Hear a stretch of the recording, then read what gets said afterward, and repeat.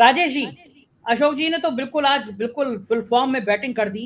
लेकिन बड़ा सवाल ये है कि ऐसी कौन सी बातें हैं लंदन में जो वाकई में राहुल को नहीं करनी चाहिए थी। और क्या मेरा आपसे वही सवाल है, आप तो हम उस दौर में पत्रकारिता शुरू कर रहे थे, तब आप टीवी की इलेक्ट्रॉनिक दुनिया के बादशाह थे। तो क्या अब आपके टाइम में तो तब भी सीमित थी, हम ऊपर छत पे चढ़ के एंटीना हिलाते थे और आज भी दूरदर्शन। है। आज भी है, आज आज भी भी है, है। आज भी है। आज राजेश भी बादल किसी चैनल के मोहताज नहीं। मैं ठीक बात है, आज भी वो वाजपेयी जहां है। खड़े होते हैं वहीं से प्लेटफॉर्म शुरू होते हैं। बिल्कुल, बिल्कुल ठीक बात है।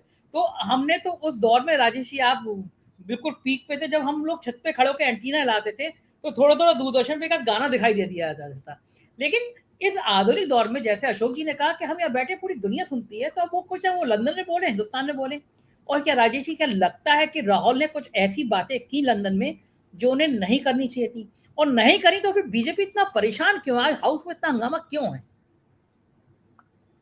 धन्यवाद संजय। पहले तो मैं आप दोनों भाइयों के ने जो बड़प्पन दिखाया, मैं उसके प्रति बहुत आभार प्रकट करूं या क्या करूं, मेरे समझ में नहीं आ रहा है। लेकिन सचमुच में मेरा योगदान अभी भारतीय आप पत्रकारिता में आशीर्वाद इतना देते, भी नहीं आपका है। आशीर्वाद बना रहे बस यही। हम लोग तो राजेंद्र माथुर, एसपी सिंह, धर्मवीर भारती जैसे लोगों के संपर्क में रह के पत्रकारिता सीखे हैं। तो जो उनसे सीखे हैं वही हम आप लोगों को दे रहे हैं, और वही हम उसी के आधार पर कोई राजनीतिक विश्लेषण करके आम लोगों को पहुंचाने की कोशिश करते हैं। धर्म हमारा है, कर्तव्य हमारा है कि हम जो सच है वो बताने की कोशिश करें। जो समझ जाएं वो ठीक है, नहीं समझ जाएं तो हम ये समझ लेंगे कि हमारे समझाने में कोई दोष है। आपने राहुल गांधी के लंदन में जो भाषण दिया है उसकी बात कही है। अ, ऐसा तो है नहीं कि राहुल गांधी नाम का एक कोई नेता, राजनेता पहली बार भारत से बाहर गया है। भारतीय जनता पार्टी के नेता भी जाते रहे हैं, कांग्रेस के भी नेता जाते रहे हैं, अन्य पार्टियों के भी जाते रहे हैं। और ऐसा भी नहीं है कि उन्होंने भारतीय लोकतंत्र के बारे में कोई बात ना कही हो। बहुत अशोक जी ने बहुत अच्छी बात कही कि जब हमारे माननीय प्रधानमंत्री जब विदेश जाते हैं तो उनकी वाणी से भी कोई फूल तो नहीं झरे कभी। हमने देखा है कि उन्होंने किस तरह से अपने ही देश की आलोचना की, राजनेताओं की आलोचना की। तो जब आप दूसरों की आलोचना करें तो आपको आज़ादी है, और जब आप दूसरों की आलोचना और आलोचना आप स्वीकार नहीं करना चाहते। जब राहुल गांधी भी अपनी संविधान में प्रदत्त ये आज़ादी का उपयोग करता है, तो आपको बुरा लगता है। आप भी उसी आज़ादी का उपयोग करते रहे हैं। आपने क्या-क्या नहीं किया, कुछ उदाहरण तो अशोक जी ने बता ही दिए। लेकिन बात मैं इससे और आगे करता हूँ। देखिए, अभी उन्होंने मोदी जी ने कहा कि ये लोकतंत्र की का अपमान है और लोकतंत्र समझ में नहीं आता राहुल गांधी को। बहुत सारी बातें उन्होंने इस अपने प्रतिक्रिया में कही। मैं ये कह रहा हूँ कि देखिए, अगर अव्वल तो आज जो दोनों सदनों में हुआ, संसद सर्वोच्च है हमारे कॉन्स्टिट्यूशन में, हमारे संविधान की जो मर्यादा है, उसकी रक्षा करने का काम संसद के पास है। तो जब संसद के पास इसका अधिकार है और हम सब संसद को लोकतंत्र के एक मंदिर की तरह पूजते हैं, तो ये एक बहुत मोटी-सी बात है। 50 वर्षों की परंपरा है, 60 वर्षों की परंपरा है, और जब से संसद काम कर रही है 1952 के बाद से, निर्वाचित लोकतंत्र जब से भारत में आया है तब से हम जानते हैं कि एक संसद के बाहर दिए गए किसी बयान पर कोई चर्चा कभी नहीं होती। आज तक हमने तो नहीं सुनी। एक बात। दूसरी बात यह है कि जैसे लोकसभा में चर्चा नहीं होनी चाहिए अगर लोकसभा के किसी सदस्य ने बाहर जाकर के बयान दिया है, और वर्षों तक इसका लाभ भारतीय जनता पार्टी के लोग भी लेते रहे हैं। जब लाल कृष्ण आडवाणी ने बहुत उत्तेजक भाषण दिए, उमा भारती ने बहुत उत्तेजक भाषण दिए, विनय कटियार ने बहुत उत्तेजक भाषण दिए, जॉर्ज फर्नांडिस साहब ने बहुत उत्तेजक भाषण दिए, तो भारतीय जनता पार्टी के लोग तो यहां तक कहते थे कि जो सदन में उपस्थित ही नहीं है वो अभी उस पर चर्चा क्यों करें। सदन, यही बात भारतीय जनता पार्टी के लोग भी कहते थे। राज्यसभा के तो वो सदस्य हैं ही नहीं, लेकिन राज्यसभा में भी हंगामा हो रहा है। आज तक हमने जो देखा है, जो शोरगुल, जो व्यवधान, जो बाधा पहुंचती है, वो आमतौर पर प्रतिपक्ष या विपक्ष पहुंचाता है। लेकिन हमने ये देखा कि पक्ष यानी जिसकी बहुमत से बनी सरकार है वही हंगामा कर रहे हैं। तो संसद का जो एक तरह से सम्मान आप कह सकते हैं कि कौन इसको अपमानित कर रहा है संसद की गरिमा को। जो पक्ष में बैठा है, जो सरकार में बैठा है, जिसके बाद सारे सबसे बड़ा तंत्र है, वही अपमानित कर रहा है। जो सदस्य सदन का है नहीं, उसके बयान पे चर्चा कभी नहीं होती संजय जी, कभी नहीं होती। पहले मैंने कहा ना कि बीजेपी भी यही बात कहती। अब आइए उसके कारण कि क्यों उन्होंने ऐसे कहा। असल में 9 विधानसभाओं के चुनाव, 2023, अगले साल लोकसभा का चुनाव।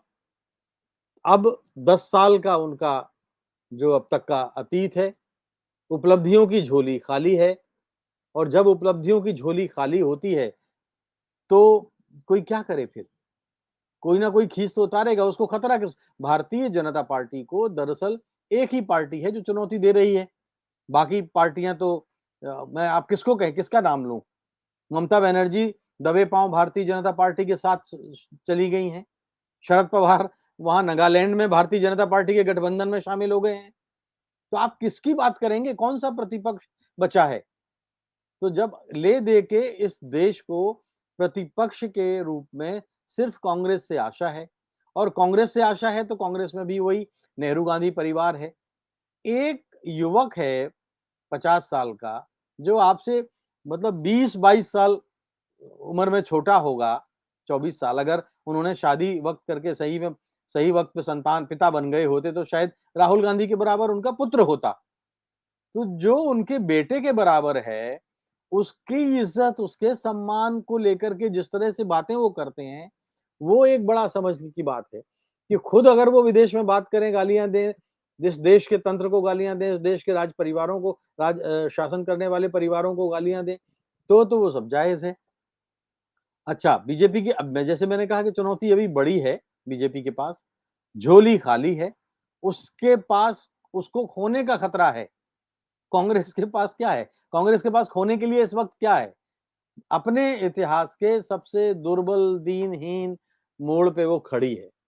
और एक बात जो मैं बात कहूं आपसे, जो मैं अशोक ने बात कही थी और उसी बात को थोड़ा सा और आगे बढ़ाता हूं कि अंतर्राष्ट्रीय स्तर पर भारत की छवि बनाने का काम बहुत बड़ा उस देश की निर्वाचित सरकार के प्रधानमंत्री का होता है।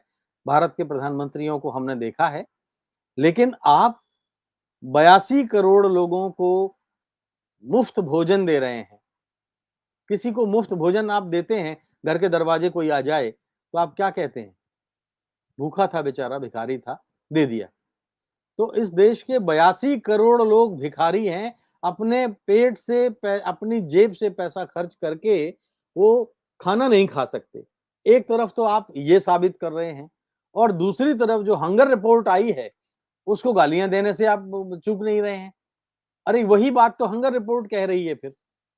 2014 के पहले क्या हिंदुस्तान जीवित नहीं था?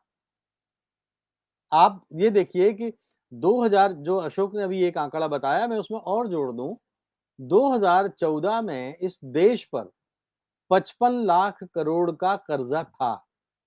9 साल में, केवल 9 साल में 164 करोड़ लाख 164 लाख करोड़ का कर्जा हो गया है। ये भाई साहब, ये पैसा जो कर्जा बढ़ा, ये कहाँ गया? अगर हमारी आर्थिक तरक्की हुई, हम विश्व की बहुत तेजी से बढ़ने वाले अर्थव्यवस्था हैं, तो 83 करोड़ लोगों को, 82 करोड़ लोगों को मुफ्त भोजन देने की नौबत क्यों आ रही है? सवाल पूछा जा सकता है। आप कौन से मोर्चे पर सफल हैं? क्या विदेश नीति के मोर्चे पर आप सफल हैं? आप पड़ोसियों को नाराज कर बैठे हैं। पड़ोसी आपसे खार खाए रहते हैं।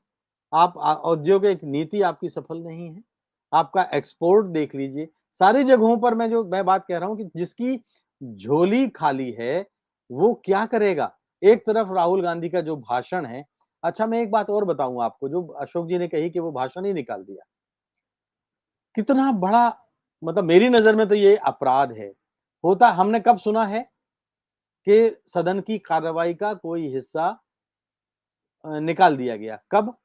मान लीजिए कि कोई सदस्य बोल रहा है, कुछ अपशब्द बोल गया जो असंसदीय है, कोई गाली गलौज हो गया, या कोई ऐसा नॉइजी सीन कुछ क्रिएट हो गया, हल्ला गुल्ला वाला, जो सब सदन के सभापति की कुर्सी पर जो बैठा हुआ है या लोकसभा अध्यक्ष है, उसको लगता है कि ये संसद के इतिहास में दर्ज हो जाएगा तो बहुत गरिमा नहीं बढ़ाएगा। लेकिन आप तो वो जो है कहता है कि इस अनाउंसमेंट करता है कि इस कार्रवाई को मैं विलोपित कर रहा हूं। ये शब्द है उनका, विलोपित करने का। लेकिन यहां तो भाषण हो जाने के बाद आप बिना बताए चुपचाप विलोपित करते हैं। इसका मतलब क्या है? इसका अर्थ क्या है? नैतिक साहस आपके अंदर उतना भी नहीं है कि आप जो है कह सकें कि ये भाषण संसद की गरिमा के प्रतिकूल है। और अगर प्रतिकूल है तो फिर माफ कीजिए, यह देश सार्वजनिक मंच पर एक ऐसी राष्ट्रीय बहस की मांग करता है जो माननीय प्रधानमंत्री के भाषण को सुनाया जाए और राहुल गांधी के भाषण को सुनाया जाए और देश के सर्वोच्च विद्वानों को बिठा लिया जाए जो उस भाषण पर चर्चा करें, उसकी व्याख्या करें और उसके बाद बताएं कि किसमें गलत क्या है। राजेश जी, अशोक जी कह रहे हैं कि ये एक टोली है और सब जने एक दूसरे की जयकार करने में लगे हुए हैं।